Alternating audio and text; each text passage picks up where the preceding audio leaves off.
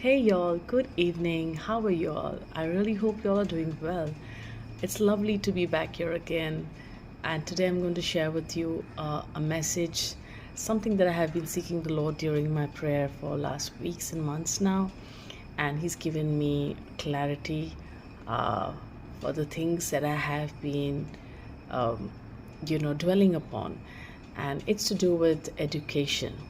So, when we talk about education today, we're talking about money, we're talking about success, we're talking about competition, we're talking about the number game, right? But listen to the young minds today, and they seem to have figured out just the opposite. They don't want to be just successful, they want to be fulfilled. They don't want to be just competing, they want to be content.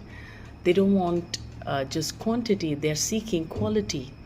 And rightly so, living in the times today, their inspiration stems from success stories of creative young minds who have followed their heart's true desire and calling, right? And so you find that most children today are struggling with the do's and don'ts of an outdated system that no longer serves their renewed mind and spirit, which is begging for change, one that begins at home, one that begins in college, and society as a whole, right? So we are in in a position today where we can offer them something uh, through education that can motivate them, encourage them, inspire them to shape their lives, to build themselves, or prepare for a future that they can fill with peace, love, joy, and hope, right?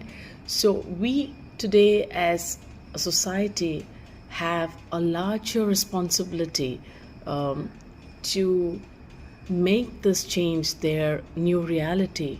And the only way I see it is through education, right?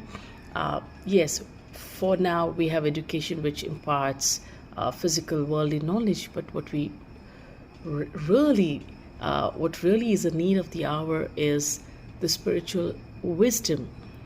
We do realize that most of our worries, miseries, and sufferings are the outcome of lack of spiritual knowledge or spiritual wisdom, one that comes from the Lord in by following Him in obedience, by seeking Him, by meditating on Him, on His Word, and walking with Him, right?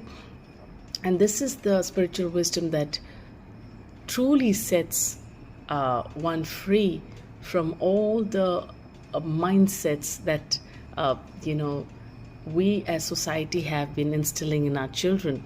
And seeking spiritual knowledge should be the first go to requirement, right?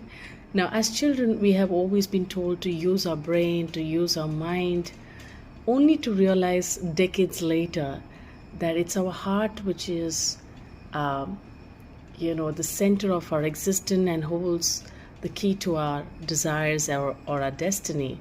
And we have failed to recognize it. And today we have the opportunity because we are uh, living in a time of transformation. The world is changing, the world is awakening, right? We have been spiritually awakened to see things as it is, and to see what we can do as humans to bring about a change that will incorporate um, the renewed mindset and spirit our children are carrying today, right?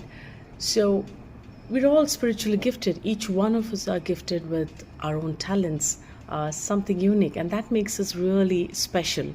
And following the desires of our heart is what truly makes our lives fulfilling and enriching, because it's this opportunity, it's this desire that enables us to make a career.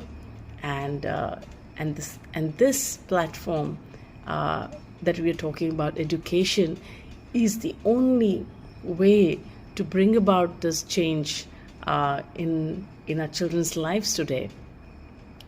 So yeah, We all have a purpose in life. We all may have different journeys, but eventually we're all going to be led into a path which is of salvation, right? You could be a doctor, you could be a singer, you could be a teacher, you could be a carpenter, you could be a musician, you could be a gardener, you could be just about anything in life, right? But it's through these avenues, or it's through these passions or desires, or what you call this profession, that you can have a healing impact on the other.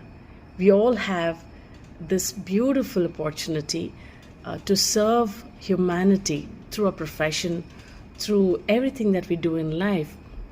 Like, for example, let's say I'm a singer, right? So having an ability to sing gives me an opportunity to use lyrics, write lyrics mindfully. So when somebody listening to my song, they have a positive healing impact on them. So my lyrics could be encouraging, my lyrics could be uplifting, it could be motivating, it could convey a message, a social message, it could be a message of love, peace, hope, and something that gives the listener a healing touch. And that is what we truly require. Our profession could be a gateway to serving humanity, which is our larger purpose, our higher purpose in life, right? So, and realizing that our children today are the catalyst in bringing about this change and making their dreams part of their new reality, is what gives us this this chance to align ourselves to God's image of heaven on earth, and God's image of human, who are the perfect reflection of His glory. And all of this eventually is to glorify our Maker, which is our universal highest purpose of our life today, right? So with that message, I conclude this video, hoping that each one of us make an effort to bring about this change, contribute in our own little ways in grooming our children, mentally, physically, emotionally, and spiritually, okay, helping them to live a life more in the spirit, less in the flesh, right? So yeah, so that's it for now. I hope this message resonates with most of you, and you all take that nudge as a sign to take the next step forward. All right, so take care and God bless. Bye bye.